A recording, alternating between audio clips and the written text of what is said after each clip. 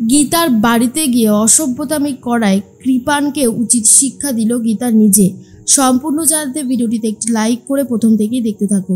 গল্পের শুরুতেই দেখা যায় বড়বাবু তো সমস্ত ক্যাটারিংয়ের যে লোকগুলো ছিল তাদেরকে থানায় তুলে নিয়ে এসেছে। আর তারপরেই অগ্নিকন্যাকে বলে এরাই খাবার সার্ভ করছিল, এরাই সবটা জেনেছে আর এরাই সবটা জানে, মুখ খুলতে হবে এবারে। আর তখনই গীতা বলে তাই নাকি, তা বলে ফেলুন কে কে পদ্মকে শরবতটা দিয়েছিল, কেলো চুপ করে আছেন কেন বলুন, চুপ করে থাকলে কিন্তু আমি সেটা সহ্য করব না। এরপরে কেউ আর মুখ খুলছে না। তখনই অশোক পালকে ধরেছে গীতা আর বলে আপনি আপনি শরবত সার্ভ করেছিলেন না, পদ্মকে শরবতটা তো আপনি খাইয়েছিলেন। অশোক পাল বলে না, আমি কাউকে শরবত খাওয়াইনি। এরপর গীতা ঠাস করে চড় মেরে দিয়ে বলে বলবেন কি বলবেন না। অশোক পাল বলে আপনি আমাকে চড় মারলেন কেন, আপনি জানেন এটা বেআইনি কাজ, তারপরেও আপনি আমাকে চড় মারলেন কেন। গীতা বলে বেশ করেছি, আবারও মারবো, কি করবেন আপনি, হ্যাঁ মুখ খুলবেন নাকি খুলবেন না কোনটা, ভদ্রভাবে বলছি মুখটা খুলুন, না হলে কিন্তু আপনাকে জব্দ করে দেব। এরপরে পাশে আরেকজন ছিল শ্রুতি মণ্ডল, তখন তাকে জিজ্ঞেস করা হয় আপনি কি করছিলেন, কি হলো, কি দেখেছেন, মুখটা খুলে বলুন তো, না হলে কিন্তু ছাড়বো না। এরপর ভয় পেয়ে যায় অশোক মণ্ডল আর শ্রুতি মণ্ডল। অশোক পাল বলে যে আমি বলছি, আমাকে যেরকমভাবে বলা হয়েছিল যে পদ্মর শরবতে একটা নেশার ওষুধ মিশিয়ে দিতে, আমি সেরকমটাই করেছিলাম। আর তারপর শ্রুতি মণ্ডল বলে আর তারপরে যেটা হয়েছিল, ওই কৃপান স্যার বন্দুক ধরেছিল পদ্মর মাথায় আর বলেছিল বিয়েটা করতেই হবে। ইতিমধ্যে ওই শরবতটা খাওয়ার পর পদ্ম আস্তে আস্তে ঝিমিয়েও পড়েছিল, তারপরে ওদের বিয়েটা হয়েছিল। এরপরে গীতা বলে বাহ, তা এর জন্য আপনারা কত টাকা নিয়েছিলেন, তখন বলে দেয় 20,000 টাকা দেওয়া হয়েছিল। এই সমস্ত স্টেটমেন্টগুলো রেকর্ড করে নেয় গীতা। বড়বাবুকে বলে বড়বাবু আপাতত যতদিন না ফার্স্ট হিয়ারিং হচ্ছে ততদিন এদের নিরাপত্তা দেওয়ার দায়িত্ব আপনার, না হলে এদেরকে শেষ করে দেওয়া হবে। বড়বাবু বলে ঠিক আছে অগ্নিকন্যা, আপনি যেমনটা বলছেন তেমনটাই হবে, আপনার কথা মতোই কাজ হবে।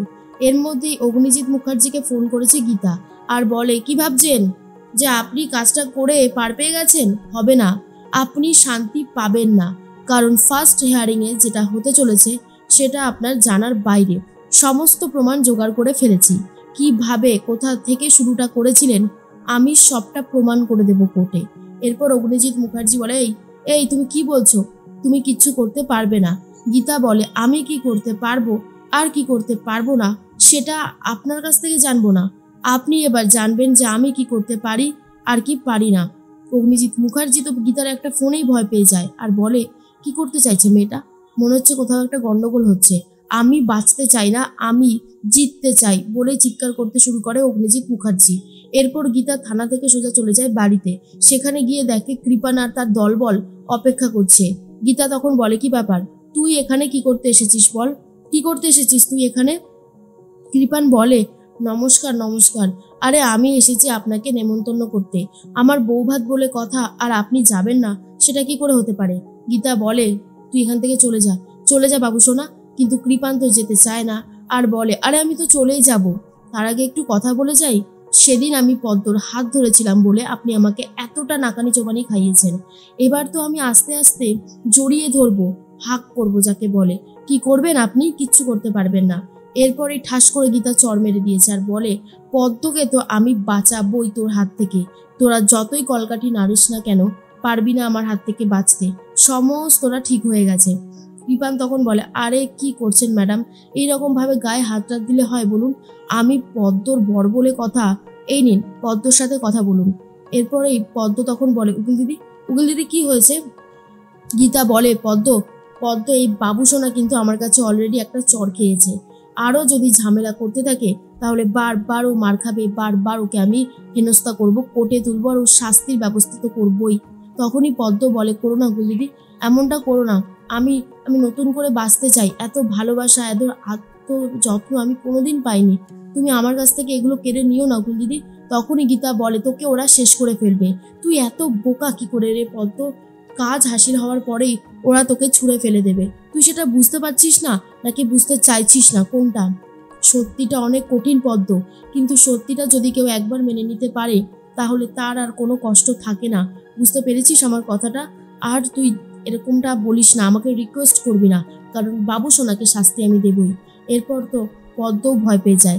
অন্যদিকে দেখা যায় গিনি আর সাত্বিক মুখোমুখি। সাত্বিক তখন বলে, এই তুমি এই বাড়ি থেকে কবে যাবে বলো তো? হ্যাঁ, কবে যাবে? আমার জীবনটাকে হেল না করে ছাড়ছো না, তাই না? তখনই গিনি বলে, ভদ্রভাবে কথা বলো, তুমি ভুলে যেও না তুমি তোমার স্ত্রীর সাথে কথা বলছো। আর তখনই সাত্বিক বলে, স্ত্রী? কিসের স্ত্রী? আমি তোমাকে স্ত্রী বলে মানিই না, কারণ আমি তোমাকে ভালোবাসিনি। তুমি আমাকে ভালোবেসে আমার ঘাড়ে লেপ্টে রয়েছো, আমার ভালো লাগছে না। তুমি আমার বাড়ি থেকে চলে যাও আর আমার জীবন থেকেও চলে যাও, কারণ আমি শুধু একজনকে ভালোবাসি আর তার নাম হলো গীতা। বুঝতে পেরেছো? গিনি বলে, গীতাকে তুমি পাবে না এই জীবনে, আর আগামী 7টা জীবনে তুমি শুধু আমার, এই কথাটা মনে রেখো। সাত্বিক তখন বলে, তাই নাকি? আমিও দেখবো তুমি কি করতে পারো। আমি যখন বলেছি যে তুমি কোনোভাবেই পারবে না কিছু করতে, তো তুমি পারবে না। আমি গীতাকে ঠিক বিয়ে করে এই বাড়িতে নিয়ে আসবো, তারপর দেখি তুমি কি করতে পারো। আর এর মধ্যেই বারবার করে একটা কথাই বলতে থাকে স্বস্তিক, তুই পাবি না, গীতা শুধু আমার, এই কথাটা মনে রাখিস। গীতা আমার, হ্যাঁ, গীতার সাথে আমার বিয়ে হয়ে গেছে, সবকিছু নিয়মকানুনই হয়ে গেছিল, কিন্তু তুই ইচ্ছে করে সেটাকে ভুল প্রমাণিত করেছিস, বিশ্বাস করতে পারিসনি। কিন্তু তাই বলে তো আর সবটা মিথ্যে হয়ে যায় না। ওকে আমি সিঁদুর পরিয়েছিলাম, আর লেডি সালমান খান শুধুই আমার। সাত্বিক বলে, এই শোন, সমস্ত আউফাউ গল্প না তুই অন্য কোথাও দিস, আমাকে দিতে হবে না। সমস্ত গল্প আমাকে দিয়ে কোনো লাভ নেই, কারণ আমি জানি তোর আর গীতার বিয়েটা হয়নি, 100% শিওর হয়নি। কারণ সেদিন তুই মিথ্যে কথা বলেছিলিস, সেটা আমি প্রমাণ করে দিয়েছি। তাই জন্যই তো বিয়ের মণ্ডপে দেখ না, সিঁদুরদানটা হলো না। কেন হবে সিঁদুরদান? কারণ তুই তো গীতাকে বিয়েই করিসনি, আর গীতা তো তোর হাত থেকে সিঁদুর পড়লই না। গিনি বলে, ভুল করছো সাত্বিক, সেদিন ওই পদ্মর খবরটা পাওয়া মাত্রই গীতা চলে গেছিল, আর তার জন্যই এত বড় একটা অশান্তি হয়েছে। তুমি ভুলে যাচ্ছ যে গিনি আমি আমি তোমার স্ত্রী হই, কিন্তু সাত্বিক সেটা স্বীকার করতে চাই না। এর মধ্যে অগ্নিজিৎ বলে, কি হচ্ছেটা কি? কি হচ্ছে, এত ঝামেলা কিসের? তখনই সাত্বিক বলে, ঝামেলা তো হবেই, ঝামেলা তো হওয়ারই জন্য। এই স্বস্তিক যদি ভালো কথা মানতে না চায় না, তখন ওর কপালেও দুঃখ আছে। স্বস্তিক তখন বলে, গীতা শুধু আমার, তুই দেখি কি করে গীতাকে নিস। আর দুই ভাইয়ের মধ্যে যেভাবে ঝামেলা হতে থাকে গীতাকে নিয়ে, এটা দেখে তো রীতিমতো গিনি অবাক হয়ে গেছে। পরের দিন যখন কোর্টে চলে গেছে গীতাকে অপমান করতে শুরু করে ভজন, আর বলে, এনে 50 টাকা, আর দেখ কোনো হোটেলে মাছ ভাত ডিম ভাত পাওয়া যায় কিনা, সেখান থেকে খেয়ে নে। তখনই গীতা বলে, তুই কি ভেবেছিস? হ্যাঁ, কি ভেবেছিস ভজন মিত্তির? আমাকে এইভাবে টাকা দিয়ে কিনে নিবি? কখনো হবে না সেটা, কারণ অগ্নিজিৎ মুখার্জির এই সমস্ত পয়সা দিয়ে আমাকে কেনা যায় না। এগুলো সবটা মানুষের চোখের জলের টাকা, যেটাও কোনোভাবেই আমি অন্তত নেব না। এর মধ্যে কোর্ট চত্বরে ভজনের কলার ধরার জন্য ভজন তো রীতিমতো প্রচণ্ড রেগে যায়, আর বলে, গীতা তোকে আমি ছাড়বো না, দেখ এর জন্য তোকে কতটা শাস্তি পেতে হয়।